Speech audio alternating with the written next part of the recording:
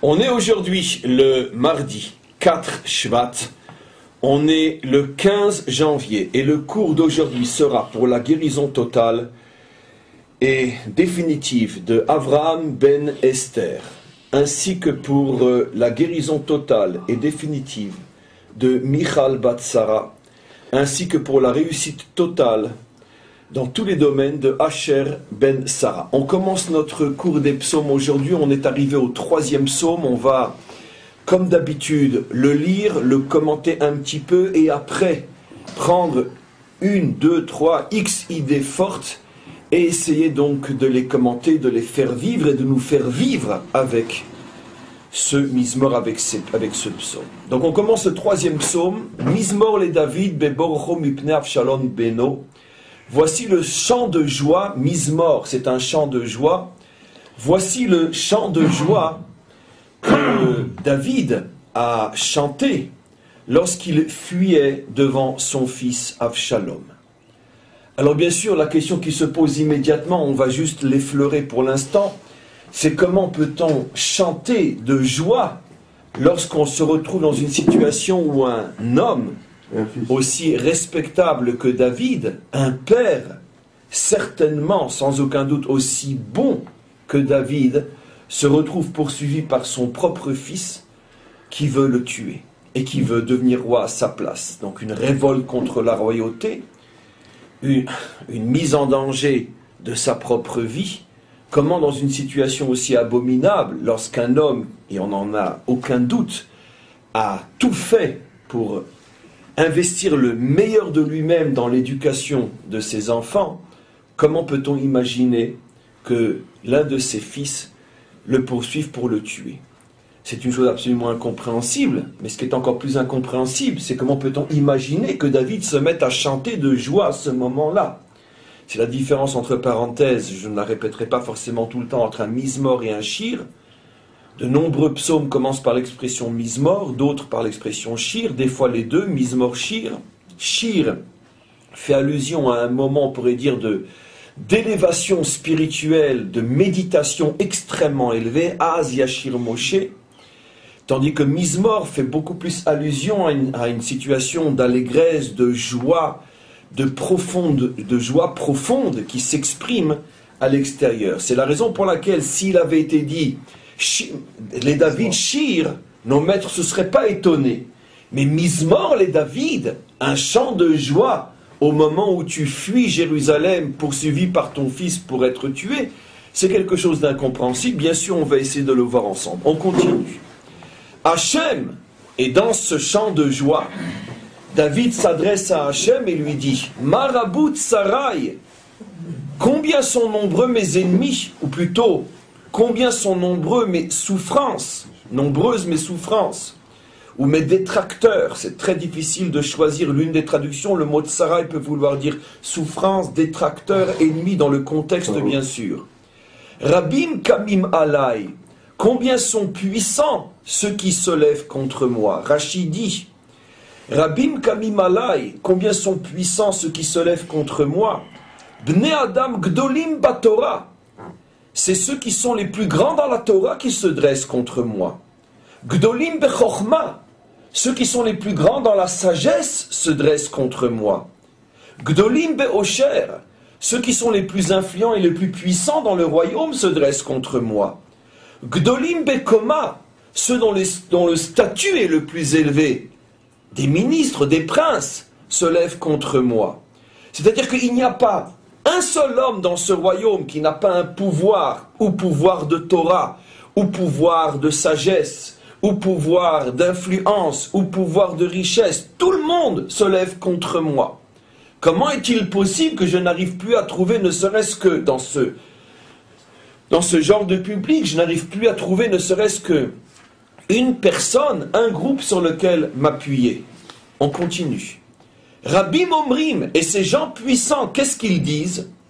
Les nafshi, au sujet de mon âme, c'est-à-dire au sujet de mon avenir spirituel.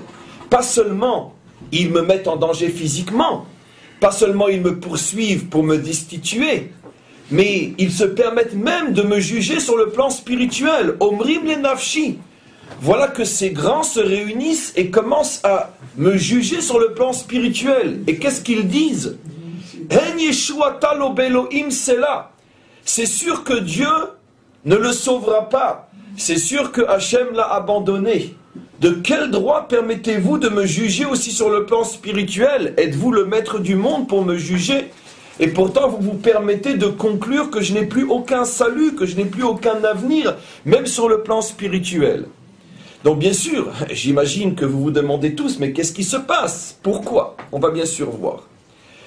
Et David maintenant s'adresse à nouveau à Hachem et dit, Va'ata Hachem, mais toi Hachem, Magen Ba'adi, sois mon bouclier, que Vodi Umerim Roshi, protège et ma dignité, et permets-moi de relever ma tête face à tous ces détracteurs. Koli el Hachem ekra, ma voix s'élève vers toi, Ve'yaneni me'ar kodsho sela, et réponds-moi du haut de ta sainte montagne. Et voilà maintenant comment David pratiquement termine. Ani shachavti va'ishana.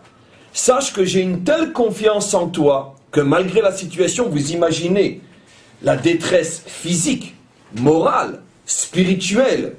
Généralement, quand on est dans ce genre de situation, on pense à tout sauf à aller dormir et à s'endormir et même à dormir paisiblement. Mais David a une telle confiance en Hachem que ça se terminera bien. Il dit à Hachem, comme d'ailleurs beaucoup plus tard, c'est peut-être de là que son arrière-petit-fils apprendra, le roi Hiskiyahu Améler, qui après avoir prié dans le temple pour demander à Hachem de détruire ses ennemis qui étaient au pied des murailles, Sancheri, des centaines de milliers de soldats qui étaient prêts à défoncer les murailles de Yerushalayim et donc de détruire Jérusalem, Hiskiyahu, donc l'arrière-petit-fils de David, rentre dans le temple, à cette époque-là il y a encore le premier temple, prie et ressort avec une telle confiance dans ce qui va se passer qu'il rentre dormir, sans le moindre souci. Or, dans ce genre de situation, quelqu'un d'inquiet ne peut pas dormir. Et David, c'est lui qui indique le chemin de la véritable confiance en Hachem. Dire que j'ai confiance en Hachem, c'est facile. Be'ezrat Hachem, imirtse Hachem. Mais le vivre, c'est beaucoup plus difficile, surtout lorsqu'on est dans une situation pareille. David n'est pas seulement un prieur, il est surtout un réalisateur. Il vit au niveau de sa confiance. Et donc, c'est pour ça qu'il dit à Hachem, sache, je vais aller m'allonger, Vaishana, et je vais m'endormir. Je suis sûr que je n'ai rien à craindre. Akitsoti, et je suis sûr aussi de me réveiller, ça veut dire je ne serai pas tué dans mon sommeil. Ki Hachem ismecheni, car c'est sur toi, Hachem, que je m'appuie. Loïra mirvavot am, je n'ai plus peur de toute cette foule qui se rassemble contre moi. Asher saviv chatou alai, tous ceux qui ont décidé d'avoir ma peau. Kuma Hachem oshieni, lève-toi Hachem et sauve-moi. Elokai, mon Dieu, qui kita et kolovai lechi, tu frapperas tous mes ennemis au visage, tu gifleras mes ennemis. Shine reshaim shibarta, et tu, d'après le sens, tu briseras le visage de tous ces méchants. La Hachem a Yeshua, la délivrance appartient à Hachem. Alamcha bichatecha sela, et sur ton peuple tes bénédictions. Alors, la fin du psaume est extrêmement étrange. Comment se fait-il que, alors que tout le psaume le concerne lui, c'est lui qui est poursuivi, c'est lui qui est en danger, pourquoi David termine par l'Hachem à Yeshua, que la délivrance est à Hachem, et ses bénédictions se poseront sur son peuple. C'est-à-dire que ici, de quelle délivrance et de quelle bénédiction parle-t-on? De celle qui s'adresse à Israël. La délivrance d'Israël et les bénédictions pour Israël. Alors bien sûr, les commentaires posent la question, mais quel est le lien? Pourquoi? Il est roi. C'est vrai, mais dans le contexte, la délivrance d'Israël, à partir du moment où tu as... C'est vrai que sa délivrance, la délivrance d'Israël, mais comme il en fait un verset explicite, alors que c'est justement, c'est inclus dans sa propre délivrance, c'est pas la peine d'en faire un verset explicite, à dire une connexion spirituelle explicite. Qu'est-ce que David entend par là? Pourquoi termine-t-il ce psaume qui le concerne, puisque du début jusqu'à la fin il ne parle que de lui? Pourquoi le termine-t-il sur un appel à la délivrance du peuple juif. De quoi s'agit-il? Alors bien sûr, on va maintenant commencer. Parce qu'il est les micros des macros. Et c'est ce qu'il vient de dire Shalom, effectivement, mais encore une fois, comme c'était évident, c'était pas la peine de le dire. N'oublions pas qu'on est dans la Torah, on n'est pas dans un récit poétique.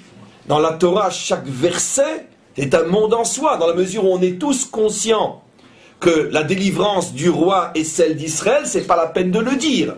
Donc, puisqu'il le dit, c'est qu'il a une intention particulière que nous n'aurions pas pu comprendre par nous-mêmes. J'ai répondu à vos questions, ne revenez pas avec la question. J'ai parfaitement répondu à votre question. Comme c'est inclus dans son sauvetage, c'est pas la peine de le dire. Donc, puisqu'il le dit, on comprend de là qu'il y a une insistance particulière qui n'était pas inclue dans son propre sauvetage. Il fait donc allusion à un sauvetage qui est indépendant du sien. C'est pour ça qu'il en consacre. Il consacre à ce sauvetage, à cette Yeshua d'Israël, du peuple d'Israël, un verset en soi, indépendamment de son propre sauvetage. Et on va rentrer dans le vif du sujet. Est-ce que ça ne vous rappelle pas les parachas Korach? On va rentrer dans le vif du sujet. Regardez maintenant ce qui se passe. Rabbi Omrim Nafshi, on va surtout utiliser le Radak aujourd'hui pour comprendre, j'aurais pu prendre d'autres commentaires, mais j'ai choisi celui-là. Que signifie cette poursuite contre David? Pourquoi sont-ils tous contre lui? Que lui veulent-ils?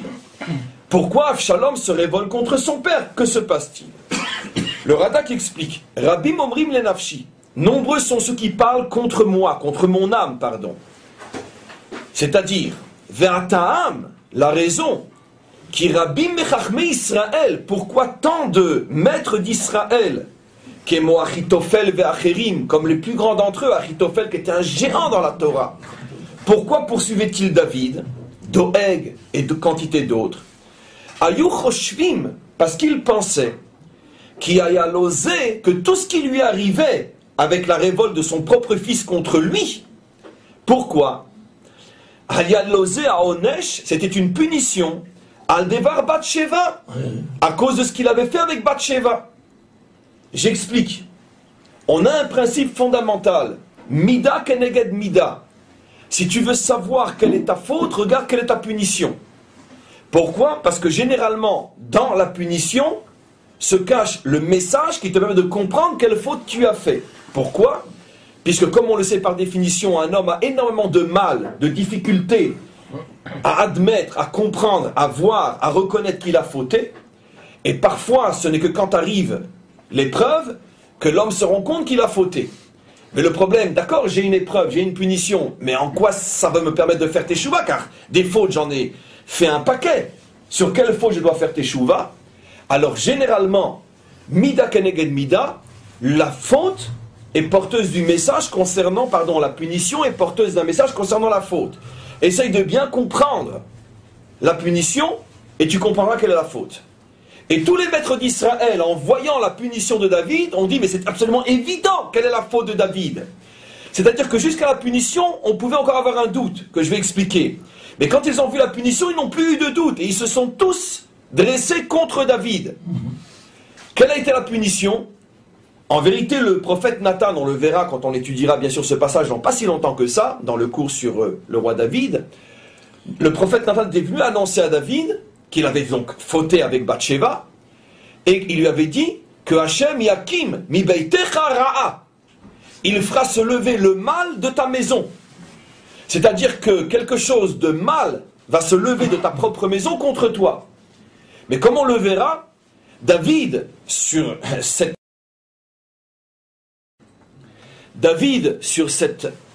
prophétie de Nathan, pensait que très vraisemblablement, qui se lèverait contre lui? L'un de ses serviteurs, l'un de ses conseillers, l'un de ses ministres, parce que la maison du roi fait allusion à la cour du roi. Mais pas forcément sa maison dans le sens famille.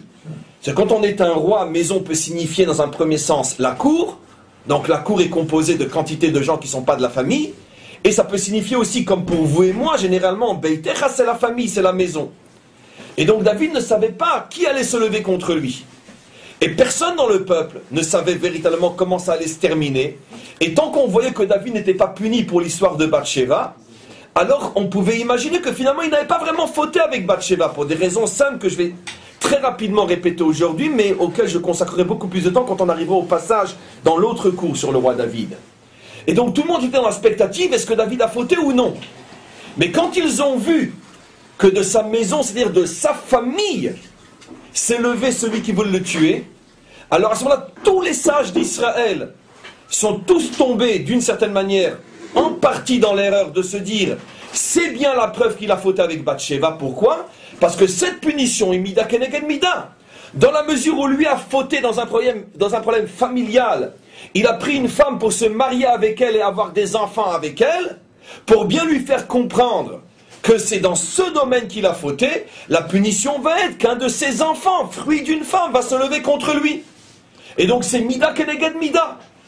Tant qu'on ne voyait pas encore la punition, Achitophel, Doeg et tous les autres, qui de toute façon haïssaient David, non pas Achitophel, c'est pas vrai, Achitophel ne haïssait pas David, ça a commencé après sur de Bathsheba uniquement, il était l'oncle de Bathsheba, mais lui-même ne se permettait pas de véritablement se révolter contre David tant qu'on ne voyait pas l'intervention d'Hachem contre le roi David. À partir du moment où un enfant de David se dresse contre lui, Achitophel réunit tous les grands de la génération et leur dit, mes amis, mida keneged mida, si David n'avait pas fauté dans le domaine familial, comment se fait-il que se dresse contre lui un enfant? Donc automatiquement c'est certain que maintenant on a une signature du ciel qu'il a fauté. Et donc lorsque Avshalom s'est révolté contre son père, tout le monde a compris qu'en vérité Avshalom était uniquement l'instrument de la providence, que Avshalom de lui-même n'aurait jamais osé faire une chose pareille, mais qu'il était manipulé par la providence pour faire savoir à tout le monde que David avait fauté avec une femme mariée, puisque c'est mida keneged mida. À ce moment-là, tous les grands d'Israël ont lâché David, il s'est retrouvé avec le Sanhédrin contre lui, le fameux Shimi ben Gera, qui lorsqu'il fuyait Jérusalem se dresse contre lui, et lui jette des pierres, lui crache au visage, et le traite de tous les noms. David, à ce moment-là, se retient, ne fait rien, ne serait-ce que par respect aussi incroyable que ce soit, face à cette stature qui est Shimi ben Gera, le prince du Sanhédrin. Il ne veut pas lever la main contre lui, et donc, tout le monde le lâche, Achitophel, Shimi ben Gera, comme on a vu, voyant que les grands d'Israël lâchent David, automatiquement les ministres et pratiquement tout le monde le lâchent, et tout le monde dit, Enlo Yeshuato Be'elokim Sela. C'est sûr que cet homme-là a perdu son âme. Regardez ce qui est dit encore. Et donc, il pensait que ça lui venait en punition à cause de l'histoire de Bathsheba. Vayu gamken choshvim. Et c'est pour ça qu'ils étaient persuadés que jamais il ne récupérera la royauté. C'est-à-dire donc, parce que qu'est-ce que veut dire le Radak ici? Il y a un double problème. C'est que lui mérite une punition, mais ça veut dire aussi qu'il va perdre la royauté. Donc il faut un nouveau roi. C'est la raison pour laquelle ils se sont tous mis avec Avshalom, parce que Avshalom servait d'instrument de la providence pour punir David, et en même temps garantissait que le royaume n'allait pas rester sans roi. Les Fichar Ayou Achari Avshalom. C'est la raison pour laquelle ils se sont tous joints à Avshalom, ou Mardoubo, et se sont tous révoltés contre lui. Ve'ayou Omrim. Et pour justifier leur action contre David, qu'est-ce qu'ils disaient? Enlo chelek leolam haba. Il a perdu son monde à venir. Ça veut dire même le monde à venir, il l'a perdu. C'est-à-dire, vous imaginez dans quelle situation se trouve le roi David? Dans une situation où, pas seulement, c'est pas ici un complot pour le pouvoir, comme on est habitué à le voir. Ici, il s'agit d'une révolte d'Israël, d'une révolte spirituelle et morale, c'est-à-dire une révolte au nom de la Torah contre le roi David. Comment il va se sortir d'une chose pareille? En plus, c'est les Shem Shamaïm. Comment? Mais c'est ça, c'est les Shem Shamaïm, c'est ce que le Radak explique. Ne crois surtout pas. En ce qui concerne Avshalom, dit le Radak, on le verra encore plus fort après. J'espère juste que j'aurai suffisamment de temps pour ce cours. Pour Avshalom, tout le monde pensait, il ne comprend même pas ce qui lui arrive, Avshalom. Il est manipulé par le ciel. C'est trop énorme pour expliquer la révolte d'Avshalom d'après des purs calculs de pouvoir. C'est absolument impossible. On le verra, c'est explicitement dit après. Donc tout le monde, devant cette révolte irrationnelle de Avshalom, s'est dit, il y a ici clairement et visiblement la main de la providence. Et après l'interprétation de cette main providentielle, la faute de David, ce qui veut dire que dans la révolte d'Absalom contre David, c'est tout Israël et les meilleurs d'Israël qui se révoltent, les Shem Shamayim contre David. Ça veut dire en étant persuadé que dans ce soulèvement contre David, le peuple juif accomplissait la volonté du maître du monde. Il n'y avait aucun moyen de comprendre différemment. Continuons. Qu'est-ce qu'il dit? Ve'amar en Yeshuatolo be'Elokim. Et qu'est-ce qu'il voulait dire en disant il n'a plus d'avenir, plus de délivrance dans l'Elokim? Il faisait allusion au fait en Yeshualo be'olam hazeh ve'lo be'olam haba. Ni dans ce monde, il n'échappera pas à notre glaive, ni dans l'autre à cause de la faute de Bathsheba. Maintenant regardez. Toujours sur Rabim Omrim, nombreux sont ceux qui disent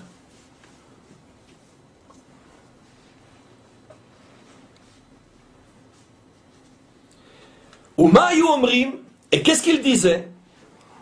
Efshar Adam sheshava et akifsa ve'arag et aroe ve'epil et Israël becherev yeshlo teshua en yeshuato lo belokim sela. Qu'est-ce qu'il disait? Juste pour confirmer ce qu'on a dit, comment il le disait d'une manière un petit peu parabolique. Comment peut-on imaginer qu'un homme qui a volé une brebis, qui a tué son propriétaire et qui a mis tous les bergers en danger, parce qu'il est venu pour se battre contre les bergers, comment peut-on imaginer qu'un homme pareil peut-il avoir un salut?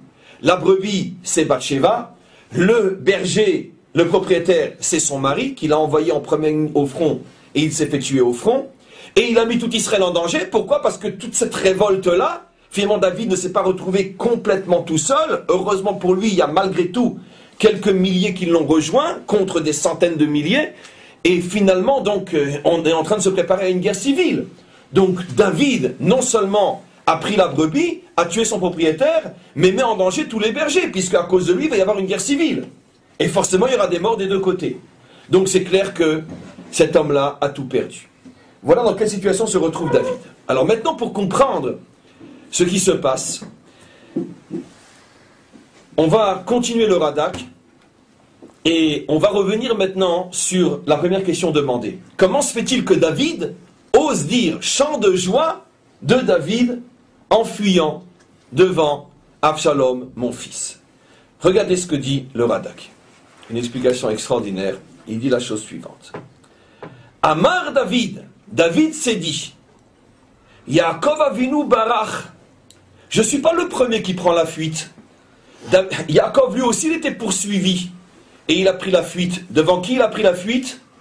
Devant Esav. Comme il est dit dans le prophète Osée, Oshéa, 12e chapitre, 13e verset. Vayivrach Yaakov, Zde Aram. Yaakov a dû s'enfuir chez Lavan, à Aram, parce qu'il était poursuivi par Esav, après avoir pris les bénédictions. Moshe Barar. Moshe aussi a fui. Chez Nehemar, d'où on le voit la semaine dernière, il y a 2 semaines. Quand il a tué l'Égyptien qu'il a été dénoncé, Pharaon l'a attrapé, il s'est enfui, qu'est-ce qu'il a dit? Vaïvrar Moshe. Moshe aussi s'est enfui. Vani borer kemotam. Et moi aussi je fuis. Comment il a commencé à se consoler? Et vous allez voir toute la question que je vais demander, c'est fou. Il a dit, finalement, je ne suis pas le premier grand d'Israël à prendre la fuite. Yaakov s'est enfui, Moshe s'est enfui, et moi aussi je m'enfuis. Et donc pourquoi je chante? Parce que dans ma fuite, je comprends que je suis aussi au moins grand que Yaakov et Moshe, puisqu'il m'arrive le même sort. Sur le Radak, les commentaires viennent avec tout un escadron de bombardiers et le pulvérisent. Ils disent, mais qu'est-ce que c'est ce commentaire? En vérité, c'est pas lui, il ne fait que rapporter un midrash. Donc, il le rapporte, donc on demande sur lui. Mais en vérité, c'est un midrash, c'est même pas un commentaire du Radak. Mais comment le midrash peut dire que David s'est réjoui en se disant, ma consolation, c'est que je suis aussi au moins grand, aussi grand que Yaakov et Moshe, puisqu'il n'y a pas de comparaison possible. Yaakov a fui devant Esav. C'est clair où est le bon, où est le méchant. Moshe a fui devant Pharaon. C'est clair quel est le bon, quel est le mauvais. Puisque dans les deux cas, c'est celui qui fuit qui est le bon. Et il fuit devant le méchant. Mais toi, David, qui te dit que tu es le bon qui fuit devant le méchant? Si l'interprétation des grands d'Israël, qui apparemment est parfaitement logique, si un enfant de ta famille veut te tuer, c'est que tu as fauté dans le domaine familial, et donc automatiquement, c'est clair, c'est signé par la Providence, que tu es jugé et puni pour l'histoire avec Bathsheba. Comment tu oses te comparer, toi, l'homme adultère, à notre père Yaakov ou à notre mère Moshe? Donc comment David peut-il se comparer? C'est quelque chose d'absolument incroyable. Regardez la suite. Le Radak répond à la question. Regardez. Savour Haïti. Parce que j'aurais pu penser, si effectivement, et ce que Achitophel, regardez la grandeur de David, il est plus grand que les autres. Regardez comment il faut savoir interpréter la providence, et c'est là qu'on va voir la grandeur de David, et comment des fois, à un cheveu près, une fausse interprétation est capitale. Oui. Peut-être qu'il s'est dit, si ça avait vraiment été Mida Keneged Mida, ça aurait été le fils de Bathsheba qui se serait révolté contre lui. Si ça avait été vraiment jusqu'au bout, Mida Keneged Mida. Là, c'était pas le fils de Bathsheba, donc peut-être qu'il s'est dit, c'est pas... Tu as raison, c'est intéressant. J'ai pensé à ça aussi. J'ai trouvé nulle part cette réponse-là. J'ai trouvé nulle part cette réponse-là. Je me suis dit, parce que je me suis posé la question et je me suis répondu que jamais le Mida Keneged Mida, et je suis sûr que ma réponse est bonne, jamais le Mida Keneged Mida peut être à ce point clair, sinon il n'y a plus de travail. Quand Hachem punit une personne, c'est clair qu'il attend de la personne qu'elle se prenne en main, qu'elle réfléchisse et que d'elle-même elle fasse l'aveu de sa faute. Si c'était le fils de Bathsheba, donc Salomon, qui avait poursuivi David, ça aurait été tellement clair, tellement évident, et en plus, donc, ça enlevait toute possibilité de faire un travail pour chercher quel est le problème, puisque la preuve, c'est que c'est pas évident, puisque eux vont se tromper sur l'interprétation. Et en plus, si ça avait été le fils de Bathsheba, c'est donc sûr que ça aurait été une faute. Or justement, c'est la même réponse, mais dans les deux. Or justement, ce que David va comprendre, c'est qu'il n'est pas en train d'être puni véritablement pour cette faute-là. Justement. Donc, les deux aspects de la réponse sont une réponse. Si ça avait été le fils de Bathsheba, ça aurait été tellement évident que c'est la signature du ciel, comme quoi il a effectivement fauté avec Bathsheba, donc il n'y avait plus de doute possible. Donc c'était effectivement Achitophel qui avait raison. Mais justement, comme ce n'était pas le fils de Bathsheba, c'est le fils d'une autre femme, et que malgré tout, ça semble être une punition parce qu'il a fauté sur le plan familial, mais ce n'est pas encore 100% sûr, il faut encore un travail d'interprétation. De là, toute l'histoire et toute la querelle entre Achitophel et lui, et surtout la victoire de David qui va arriver à prouver aux yeux de tous, en étant sauvé, que finalement leur interprétation n'était pas la bonne. Ce qui lui arrive n'est pas lié, en tous les cas, aussi clairement que vous le pensiez, à l'histoire de Bathsheba. Oui, mais pas aussi clairement. Ici, on est vraiment dans une vraie souga du Talmud, avec Rashi, Tosfot et les Rishonim, les Achoronim. C'est très, très, très, très complexe ce qui se passe ici. Mais la réponse était évidente, parce que le maître du monde lui a dit, ta royauté sera quand ton fils sera roi. Alors, si son fils, Salomon, il aurait suivi son père en le tuant, il n'y aura plus de royauté des... C'est une autre manière de répondre ce que j'ai répondu à Eric. Si c'était évident que ça avait été une vraie faute telle que tout le monde le pensait, c'est évident qu'il n'y aurait pas eu toute la suite. Mais non, plus encore.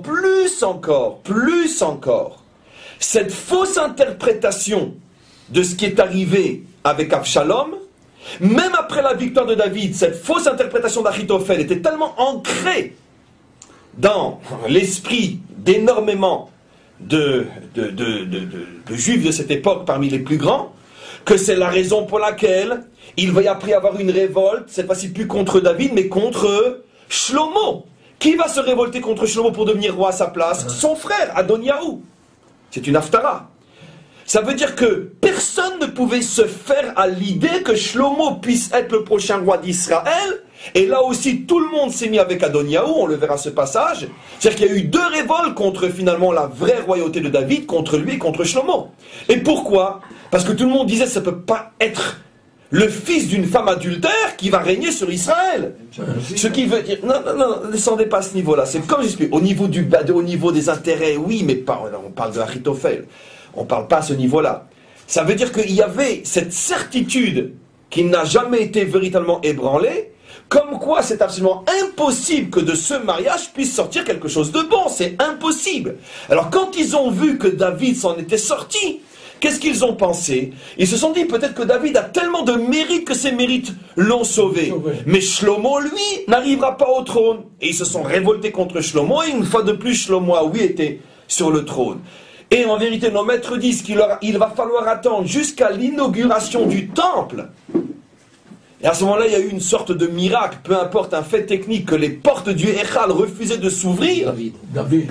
Les portes du Echal refusaient de s'ouvrir. Shlomo s'est mis à prier je ne sais combien de centaines de prières pour que les portes s'ouvrent. Et c'est seulement quand il a...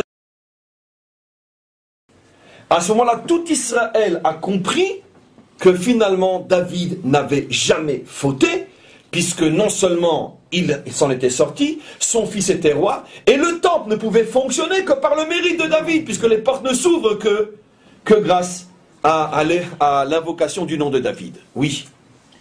En fait, David, il voit à la fin qu'il n'a pas fauté, puisqu'il demande de sauver le peuple, et que c'est lui qui est dans la faute. Et il demande simplement la protection de David a fauté, oui, mais on le verra dans les détails quand on verra ce passage, mais il n'a pas fauté comme, le peuple. comme les grands l'interprétaient. Laisse tomber le peuple il suit les grands. Non, mais je veux dire par là que c'est qu'il demande justement pas de protéger mais de sauver le peuple. Et lui d'être protégé, je vais me coucher et lui dire, maintenant c'est dans tes mains. Et ça veut dire que le peuple sauve mon peuple dans cette erreur. On verra qu'il ça fait allusion à un autre sauvetage, encore une fois. Mais c'est pas faux. C'est pas faux, parce que de toute façon, si lui est dégommé, c'est la fin d'Israël, puisque la royauté ne peut passer que par lui. Au niveau littéral, c'est sûr que ce que vous dites est juste. Mais on verra que nos maîtres expliquent, parce que malgré tout c'est dit, et ce n'était pas la peine de le dire car c'est évident, comme c'est dit, c'est un verset, donc c'est une réalité spirituelle qui demande d'être expliquée en tant que telle, indépendamment du contexte, sinon ce n'aurait pas été dit. Mais ça, on verra, ce que je veux vous faire comprendre, c'est qu'il faut, habituez-vous, la Torah, chaque mot, chaque lettre, si on aurait pu le comprendre soi-même, ce n'était pas écrit. Si c'est écrit, c'est que c'est forcément en soi un chidouche que nous n'aurions pas pu comprendre tout seul. Or, comme nous comprenons tous tout seuls que le sauvetage de David est le sauvetage d'Israël, donc pourquoi avoir besoin de le dire? Si c'est dit, c'est qu'il y a une intention autre. Pas que ce n'est pas juste, mais qu'il y a aussi une autre intention qu'on verra ensemble. En tous les cas, maintenant regardez. Donc, encore une fois, David maintenant, comment se fait-il qu'il se compare à eux, à Yaakov et à Moshe? Parce que regardez maintenant le raisonnement de David.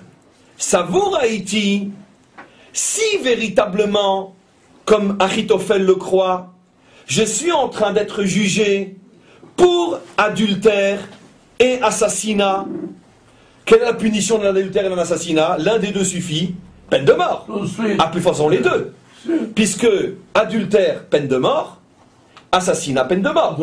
Si le fait que j'ai pris Bathsheba et que j'ai envoyé son mari en première ligne m'est considéré par la Providence, puisque dans la mesure où je suis un homme d'un très haut niveau, automatiquement je suis jugé aux cheveux près. Si la Providence décide de me donner le statut d'adultère et d'assassin, automatiquement ma punition aurait dû être que je sois tué immédiatement. Ce qui veut dire quoi? Que cette fameuse prophétie qui m'annonçait que le Ra'a sortira de ma maison, ça aurait dû se passer dans mon royaume. Comme César a été tué par son fils lui aussi. Toi aussi mon fils. Ça veut dire que dans le royaume, ils se sont levés contre lui, comme des milliers de rois dans l'histoire. Dans son royaume, dans l'endroit de l'exercice de son pouvoir, là-bas il y a eu un complot, il a été tué. Soit empoisonné comme des milliers de rois, soit poignardé comme des centaines de milliers d'autres.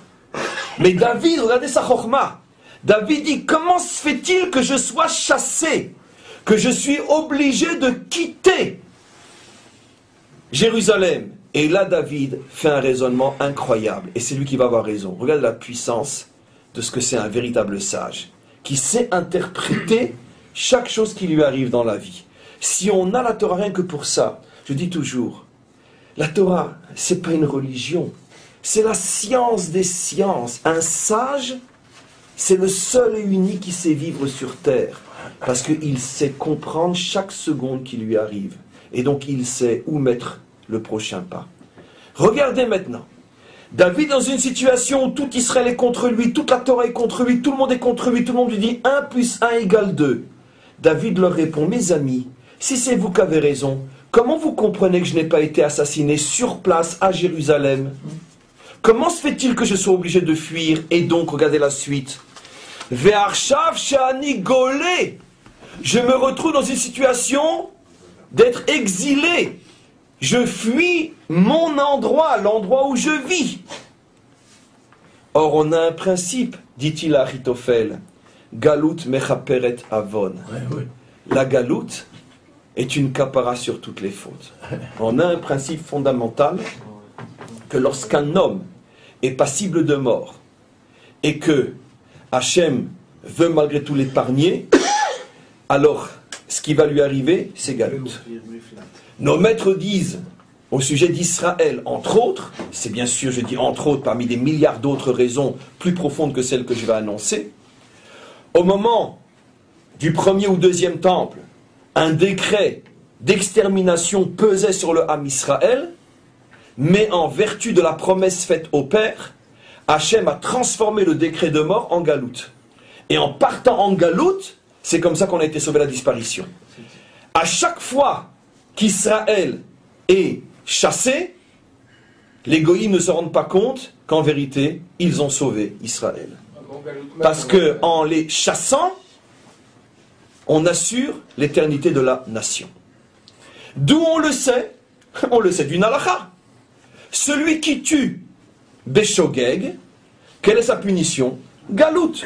Celui qui tue par accident, par inadvertance, par négligence, et que pèse sur lui un décret de mort parce qu'on parle qu'il a tué par négligence, quelle est la punition requise si on fonctionne d'après les lois de la Torah?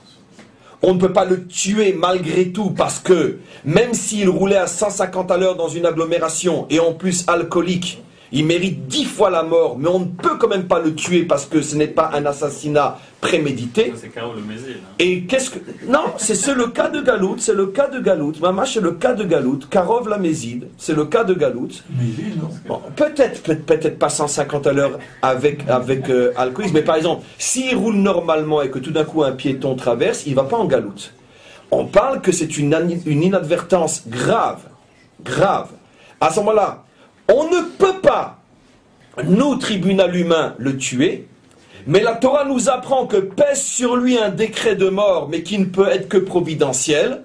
Ce que tu as fait, on te le fera. Tu as tué au volant d'une voiture, pèse sur toi une mort accidentelle, mais on échange ce décret de mort par le galout. Quelle était la loi qu'on accomplissait? On prenait cette personne, on la sortait de l'endroit où elle vivait et on l'obligeait à s'exiler dans l'une des 48 villes des Lévi'im et il devait y rester jusqu'à la fin de sa vie, dans un endroit duquel il n'avait pas le droit de sortir. Et nos maîtres apprennent de là qu'il y a galout mechaperet, que l'exil est mechaper. Ce qui veut dire donc que quoi? Que David, mais attention, mais dans le cas de quelqu'un sur lequel pèse un décret de mort, ce n'est mechaper que si il a fauté, il a tué non d'une manière préméditée, que si sa faute n'est pas une faute qu'on appelle bémézide. Une faute, on pourrait dire, par grave inadvertance, mais pas bémézide. Or David se dit la chose suivante, et c'est lui qui a raison. Si, comme vous le pensez, je suis un homme adultère et un assassin de la manière la plus consciente, je mérite la mort sur place, dans mon lit, dans mon royaume. Mais puisque je suis maintenant exilé par mon fils, c'est donc la preuve que la Providence considère ma faute comme une faute faite béchogeg, par inadvertance, et le simple fait que je suis en train de vivre la souffrance de l'exil, ça suffit en soi pour enlever tous les décrets qui pèsent sur moi. Ce qui veut dire que par le fait que je suis chassé de Jérusalem, en soi, j'ai une capara pour tout ce que j'ai fait. Il ne m'arrivera rien de pire que ça. C'est pour ça que David, après avoir compris cela, s'en va dormir paisiblement, après avoir marché quelques dizaines de kilomètres, après s'être fait sur le chemin insulté, lapidé par le prince du Sanhédrin, après qu'il se retrouve dans une situation de détresse où des messagers viennent lui dire « Sache que ton fils est arrivé à Jérusalem et que la première chose qu'il a fait, c'est qu'il a pris toutes tes concubines et il les a violées. » Après que David vit cette souffrance de l'exil, c'est-à-dire qu'il entend que tout ce qu'il a est mis à sac et mis à feu par celui qui vient de prendre sa place, ses femmes, son argent, son trône, et qu'il vit cette humiliation inimaginable, à ce moment-là il dit à Hachem « Merci, je vais dormir. Il ne m'arrivera plus rien de pire que ce qui vient de m'arriver. » De là, nos maîtres apprennent, puisque la question était « Pourquoi a-t-il chanté ?» La réponse est, et on l'apprend de David, et là c'est un moussard, c'est un enseignement pour nous d'une force inimaginable. Nos maîtres apprennent de là que normalement, un homme qui se retrouve dans la situation de David aurait dû sombrer dans un désespoir, dans une tristesse, à se suicider, à ne plus jamais s'en remettre. Quelle est la force de David? La force de David, c'est de chercher dans sa situation la plus dramatique, quels sont les points de lumière sur lesquels il peut s'accrocher. Nos maîtres disent, on apprend de David qu'il n'y a jamais une situation sur terre dans laquelle l'homme se trouve, on pourrait dire, en état de chute totale et définitive. Même quand il a fauté et même quand il est puni, s'il fait l'effort de chercher les points de lumière auxquels il peut s'accrocher, il va les trouver et transformer l'obscurité en lumière, transformer la tristesse en joie. C'est la chassidoute pure. Mais c'est la chassidoute pure, bien évidemment. C'est pour ça que David s'appelle chassid. C'est le seul de tous les personnages bibliques qui est appelé chassid. Moshe est appelé Rabbeinu, Yosef est appelé Tzadik. Le seul qui est appelé chassid, c'est bien sûr David. C'est la raison pour laquelle dans la chassidoute, le personnage de David est le personnage central, absolu, incontournable. Il n'y a pas de chassidoute sans David. C'est d'ailleurs le modèle du chassid authentique. Et donc pourquoi David nous apprend ici mise mort? À partir du moment où il a compris que même lorsque Hachem le juge, il ne le juge pas avec, on pourrait dire, toute la rigueur, toute la sévérité, et qu'il laisse des points de lumière, à ce moment-là, qu'est-ce qu'il fait? Au lieu de se dire, quel malheur, quelle tristesse, je fuis Jérusalem, mon fils veut me tuer, il a pris ma place, il a violé mes femmes, au lieu de sombrer dans les espoirs, il s'est dit, mais attention, mais tout ça, c'est à la place de pire. Ça aurait pu être pire. Et par rapport à ce que ça aurait pu être, ce qui m'arrive est en vérité presque rien. Il arrive donc à minimiser sa souffrance en prenant conscience que ça aurait pu être pire et que finalement, malgré la faute et malgré la punition, Hachem le juge avec une grande clémence. Et dès qu'il comprend ça, il dit, j'arrête maintenant une fois pour toutes de me plaindre, je vais dormir. Et il s'endort tranquillement. Ça, c'est ce que David nous apprend ici. Regardons encore un petit peu.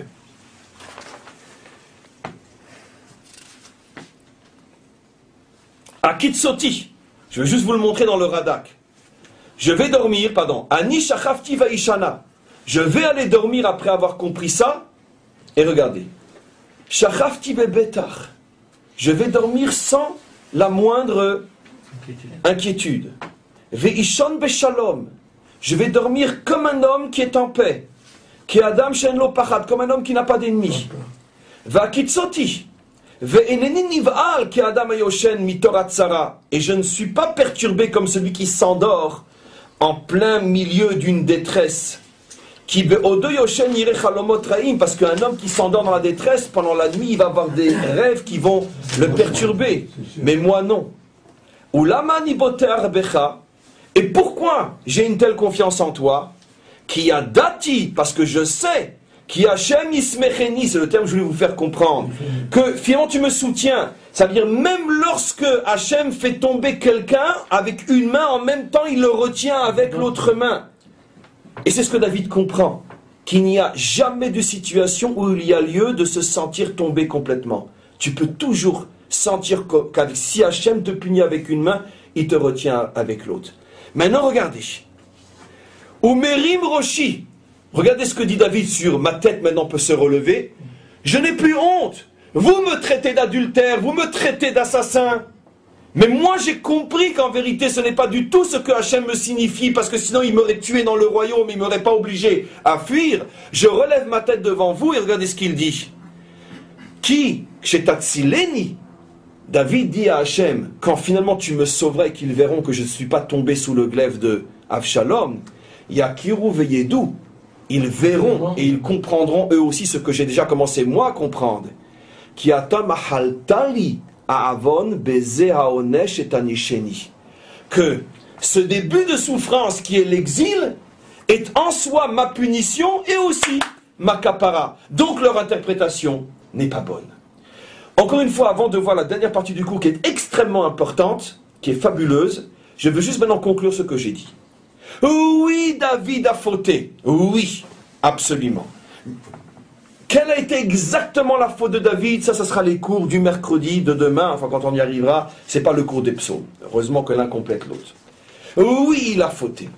Mais il n'a pas fauté selon l'interprétation de ses ennemis. La faute ne se situe absolument pas à ce niveau-là. Maintenant, le danger c'est que quand un homme est d'une certaine manière puni, l'homme a toujours tendance à s'effondrer. Et d'une certaine manière à exagérer son propre mal. En se disant, Hachem ne m'aime pas, il m'a abandonné, etc. David est dans une situation où il avait tout pour se dire, si les plus grands d'Israël m'abandonnent, c'est clair, je suis une ordure. David a refusé de se laisser aller, finalement, à ce désespoir qui ne te permet pas de comprendre ce qui t'arrive et surtout de t'en sortir. David a cherché les points de lumière et il a compris. Oui, j'ai fauté, mais ma faute est loin d'être ce que eux comprennent. Et en soi, la souffrance que j'ai est en soi une kapara et ça s'arrêtera là. Et je reste entièrement propre après tout ce que j'ai fait. Et c'est pour ça qu'il s'est mis à chanter. En prenant conscience que de toute façon, on n'est pas sur terre pour s'amuser, on est tous ici pour se nettoyer, et que heureux est celui qui comprend que ce qui lui arrive c'est un nettoyage, et qui arrive à transformer sa difficulté en chant. C'est ce qu'on apprend du roi David. Maintenant, malgré tout, encore quelques minutes, pour comprendre quelque chose d'absolument fabuleux. David va aller plus loin encore, et ça c'est le dernier verset, pourquoi partir du peuple juif? Qu'est-ce que le peuple juif vient faire là-dedans? Au point d'en faire un verset. David va comprendre qu'au-delà de ce qui lui arrive, se cache quelque chose qui n'a rien à voir avec la faute. David en était persuadé dès le départ. N'oubliez pas ce que j'ai expliqué. David savait que l'interprétation d'Achitophel et de tous les maîtres d'Israël était fausse. David, dans son fond intérieur, savait qu'il n'avait pas fauté avec Bathsheba. La seule chose qu'il avait fait, c'est de s'être précipité, d'y aller trop vite. Mais comme on le verra dans les cours qui vont suivre, de toute façon, elle était divorcée, comme on le sait. David avait institué qu'aucun soldat ne peut partir à l'armée avant de donner un guet à sa femme, de peur qu'il soit porté disparu et sa femme ne pourra pas se remarier, comme aujourd'hui malheureusement. Donc David, des millénaires en avance sur nous, était beaucoup plus sage que même le rabbinat d'aujourd'hui, qui n'agit pas pour obliger les hommes à donner un guet à leurs femmes lorsqu'ils partent au moins dans des missions dangereuses. Et donc, ce que David avait compris, nos rabbins d'aujourd'hui ne le comprennent toujours pas. Même avant lui. Comment? Et ça avait été institué aussi avant lui, mais lui, il en a fait une institution d'État, ce qui aurait permis à la femme de Ronara de se remarier si elle n'aurait pas touché de l'argent d'État. En étant divorcé d'une femme. Mais non, mais ça c'est possible de le... Mais la loi. Mais on ne parle pas d'un divorce normal, on parle d'un divorce imposé. Qui ne sont pas à Gouna, j'ai bien compris. Mais on parle d'un divorce d'État. Donc comme c'est un divorce d'État, il a force de loi, mais il est couvert aussi par toutes... C'est quand même pour servir mon pays que mon mari est parti. Donc c'est normal que le pays me dédommage. Qu'est-ce que vous racontez? Évidemment, on ne parle pas d'un divorce légal, on parle d'un divorce imposé par les lois de l'État, en échange du fait qu'il a risqué sa vie pour le pays et qu'il est porté disparu, et sa femme peut se remarier, et elle touche une pension parce qu'elle est l'ex-épouse d'un soldat porté disparu. C'est évident. Donc il n'y a pas de problème à ce niveau-là. Le fait que jusqu'à aujourd'hui, le monde religieux, entre parenthèses, ne se bat pas pour ça, est l'un des plus grands scandales et des plus grandes foutaises du monde religieux en Israël. C'est inconcevable. Inconcevable qu'il n'y a pas un seul parti religieux qui fait de cette chose-là son drapeau et son combat. Combien de milliers de femmes dans ce pays sont agounotes parce que leurs maris ont été portés disparus dans les différentes guerres et n'ont jamais pu se remarier, alors qu'elles se sont retrouvées à Gounod à l'âge de 22, 23 ou 24 ans. Vous avez entendu un parti religieux parler de ça? Aucun. Et après, il nous parle de religion. On ferme la parenthèse. En tous les cas, le roi David, pour Hachem, était un vrai religieux. Et donc, il avait institué que dans mon armée à moi, je ne veux pas porter la responsabilité que sa jeune femme ne pourra pas se remarier parce qu'on ne sait pas si son mari est mort ou non. Donc, tout soldat recevait en même temps son fusil et en même temps son épouse en face de lui donnait un guet. Tout le monde savait que s'il revient, évidemment, ils vont se remettre ensemble. Mais il fallait nouveau une cérémonie de mariage. Comme ça, on échappe à l'insupportable et cruelle situation d'une femme qui a 22 ans, toute sa vie ne pourra pas se remarier parce qu'on ne sait pas si son mari est mort, on n'a pas de preuve qu'il est mort, elle était toujours mariée. Voilà. Donc, Bathsheba, son mari étant parti à la guerre, était célibataire, ou plutôt divorcé. Donc évidemment, sur le plan purement légal, il avait le droit de l'épouser. La faute de David, c'est qu'il s'est précipité. Alors qu'il était absolument évident que si son mari n'était pas mort à la guerre, elle l'aurait réépousé. Mais au moment où il l'a pris, elle était libre. Donc il y a une faute morale, mais pas une faute légale. C'est amoral, mais c'est pas pénal. La différence est quand même énorme. La différence est énorme. Il n'a pas été avec une femme mariée. Appelons un chat un chat. Il n'a pas été avec une femme mariée. Il n'a pas été avec une femme adultère. Elle n'était pas adultère. Elle n'était pas adultère. Ne jouons pas avec la loi. Ou elle est mariée, ou elle ne l'est pas. Elle avait reçu un guet. De même, comme je vous le prouverai, le jour où je vous le prouverai, vous allez ouvrir vos yeux grands comme le ciel. Son mari, que David n'a pas tué, il l'a simplement fait mettre en première ligne. Donc, quoi, pourquoi tous nos enfants qui sont en première ligne, ils ne reviennent pas des premières lignes? Et ceux qui sont aujourd'hui en Iran ou en Syrie, ils ne reviennent pas de l'Iran ou de la Syrie? Qu'est-ce que vous faites? Qu'est-ce que ça veut dire Les meilleurs de nos enfants se trouvent aujourd'hui en Syrie pour protéger les entrepôts chimiques, pour être sûr qu'on ne va pas les utiliser, déguisés en arabe, etc. On le sait, ils le savent. Ils ne reviennent pas, eux. Donc, qu'est-ce qu'il a fait? Il a simplement envoyé Uri en première ligne. Comme les meilleurs de nos enfants. C'est lui qui a tiré dessus? Non. Il a reçu une flèche ennemie. Pourquoi tous ceux qui sont en première ligne reçoivent des flèches ennemies? Non. C'est Hachem qui lui a fait envoyer une flèche. Et pourquoi? Parce qu'il faisait partie de ceux qui complotaient contre David, et je vous le prouverai dans le texte. Toujours David a eu des gens contre lui, et Uri faisait partie de ceux qui attendait le premier moment pour tuer David. Et il va lui dire en face, on le verra. Il va lui dire en face. Voilà. Donc il était Mored de Malchut, et sa femme était célibataire. Maintenant, avec tout ce que j'ai dit, c'était une très grave faute morale, pas pénale. Il n'a pas tué, et il n'a pas commis un adultère. Mais comme c'était David qui est censé représenter pas seulement la loi, mais la morale, pas seulement la lettre, mais aussi l'esprit.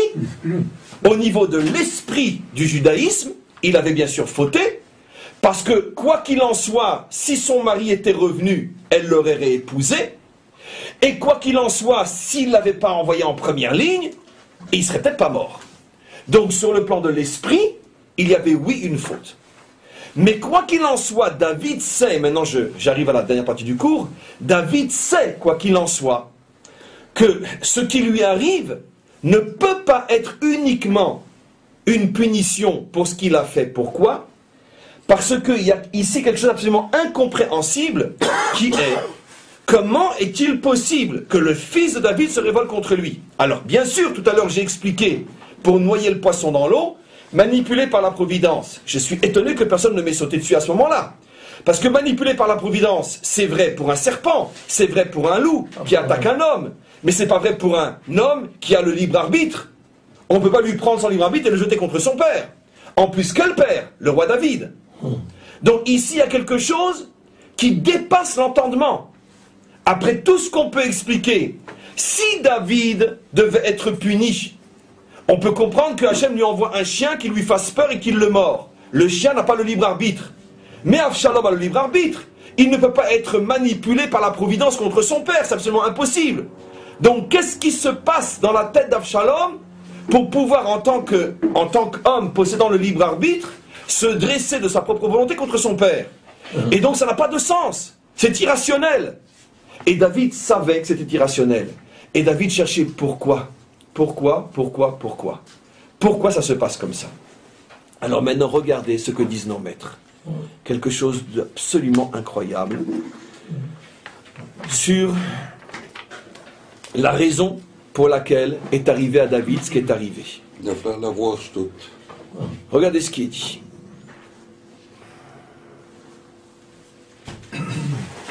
Verabotenu zicham lebracha. Nos maîtres expliquent. C'est le Radak toujours? Oui. Pourquoi ce psaume-là vient-il tout de suite après le deuxième, celui de la semaine dernière, qui parle de la guerre de Gog et Magog, le cours de la semaine dernière? Pourquoi ce passage avec Absalom vient-il en troisième position après un psaume qui parle de la guerre de Gog et Magog, la révolte du monde contre Israël, le Mashiach et contre Hachem? Nos maîtres disent Lama nismecha parshat Avshalom, les parshat Gog et Magog, c'est un midrash, c'est une gemara dans Brachot, Daf Zain, 7e page. Pourquoi a-t-on mis l'un à côté de l'autre l'histoire d'Avshalom avec l'histoire de Gog et Magog? Sheim yomar lecha, parce que si un homme te dira Klum yesh eved shemored berabo, un serviteur ne peut pas se révolter contre son maître. Et morlo, tu lui répondras Klum yesh ben shemored beaviv, et est-ce qu'un fils peut se révolter contre son père? Et là avait, ça s'est passé. Achinami avait, et ça aussi ça se passera. L'un des midrash, au dire des maîtres d'Israël, les plus mystérieux de tous les midrashim d'Israël. Or, quand je parle des midrashim d'Israël, je parle de plusieurs dizaines de milliers. Plusieurs dizaines de milliers, éparpillés dans ce qu'on appelle les Haggadot, les Psiktot, les midrashim, tout ce que vous voulez. Plusieurs milliers de midrashim. J'ai dit dizaines de milliers, non, plusieurs milliers. Il est considéré aux yeux des maîtres d'Israël comme l'un des plus mystérieux de tous. On avait besoin de l'histoire de la révolte de Avshalom contre son père pour comprendre, admettre qu'un jour il y aura la guerre de Gog et Magog. Parce que si quelqu'un vient et te dit au sujet de la guerre de Gog et Magog, comment peut-on imaginer qu'un serviteur puisse se révolter contre son maître? Tu lui répondras, mais tu sais, on a déjà vu dans l'histoire un fils qui se révolte contre son père. Donc comme ça a été possible, ça sera possible aussi. Ce qui veut dire que nos maîtres voient dans la révolte d'Avshalom contre son père le micro de la révolte du monde contre Israël au moment de la guerre de Gog et Magog. Et ça, David le savait. David savait qu'il était en train de vivre quelque chose qui n'a rien à voir avec lui. Et c'est pour ça qu'il termine le psaume par le sauvetage d'Israël. Il fait allusion à la guerre de Gog et Magog. Maintenant que j'ai été sauvé de mon fils, je sais que Israël sera sauvé des nations. Parce que ce qui m'est arrivé avec mon fils n'était qu'un micro de ce qui arrivera à Israël au moment de la guerre de Gog et Magog. Et donc c'est pour ça que David chante. Parce que David comprend que son histoire personnelle n'est que le microcosme de l'histoire universelle. Ça, je l'ai souvent expliqué dans les cours. Et que dans ce conflit entre son fils et lui, se cache le conflit entre les nations et Israël. Israël étant le père et les nations étant le fils. Ou, dans le langage du Midrash, Eved Verav. Mais en tous les cas, on comprend donc que quoi? Que, puisque nos maîtres ont besoin de répondre à cette question en disant mais de la même manière que ça c'est possible aussi, nos maîtres ici cachent quelque chose d'extraordinaire. La dernière révolte du monde contre Israël sera aussi irrationnelle, aussi incompréhensible, aussi inattendue que la révolte d'un fils contre son père. Ça veut dire que quoi? Ici, et je n'en dirai pas beaucoup plus, nos maîtres nous font allusion au fait que la guerre de Gog et Magog viendra de la dimension fils contre père. C'est-à-dire quoi? De la même manière qu'on ne peut pas imaginer qu'un bon fils se révolte contre son père parce qu'il a un bon père et c'est un bon fils. De la même manière, la guerre de Gog et Magog ne viendra pas de ceux qu'on appelle Eved ou Mamzer, mais de ceux qu'on appelle fils. ceux qu'on pensait être nos meilleurs amis. C'est de eux que viendra la guerre de Gog et Magog. Ça veut dire que, qu'est-ce qu'on comprend de là? Le Radak explique, tant qu'il n'avait pas vu son fils se lever contre lui, qu'est-ce que pensait David? Je vais vous le lire. David pensait que quoi? David pensait, Amar Shma Eved O Mamzer, Hu mibnei habayit sheheno merachem alai. Peut-être que celui qui doit sortir de ma maison, dont m'a parlé le prophète, ça sera un esclave qui va prendre le pouvoir, ou un mamzer, ou un bâtard. Ça ne peut être qu'une ordure qui veille ma peau. Mais quand il a vu que c'était son fils, à ce moment-là, il a compris. Il y a un message qui n'a plus rien à voir avec moi. Hachem se sert de moi pour transmettre un message pour l'histoire à venir. Hachem, comme tu m'as sauvé, tu sauveras mon peuple. Quand? Au moment de la guerre au Magog. Israël, comme on le sait, a des ennemis, de terribles ennemis, et il a aussi des amis, de bons amis, avec tous les hauts et les bas qu'il y a dans une relation familiale entre un père et un fils, un homme et son épouse. Mais malgré tout, un fils jamais ne veut tuer son père, jamais, malgré toutes les engueulades et malgré les difficultés et malgré les tensions.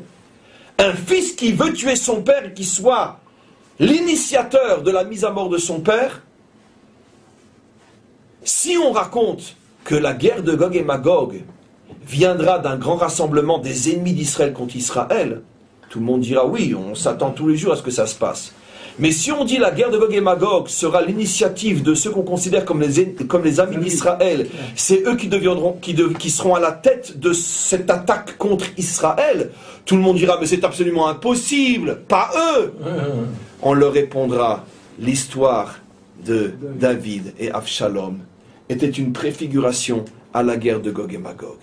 Ce qui veut dire que la guerre de Gog et Magog va surgir de cette partie du monde qui aujourd'hui est avec nous comme dans une relation familiale, avec des engueulades, des hauts et des bas, mais une relation familiale. Et tout d'un coup, cette nation fils, elle est nation fils parce qu'elle a été engendrée, comme on le sait, par des nations pères, et en particulier la nôtre. Et donc cette nation fils va un jour se révolter contre son père, c'est elle qui sera à la tête des armées de Gog et Magog.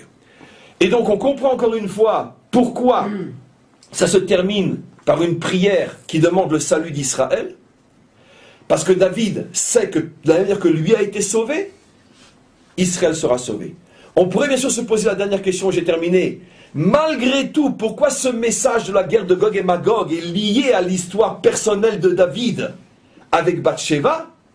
Bien évidemment, c'est évident, on l'a compris dans le psaume la semaine dernière, et on l'a compris dans l'histoire de David. Toute l'histoire de David avec Bathsheba, c'est le problème de la lignée messianique.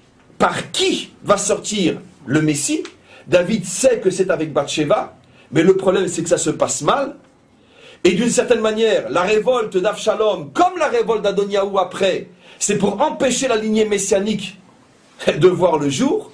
La guerre de Gog et Magog aura le même, on pourrait dire le même but, d'empêcher véritablement la délivrance d'Israël.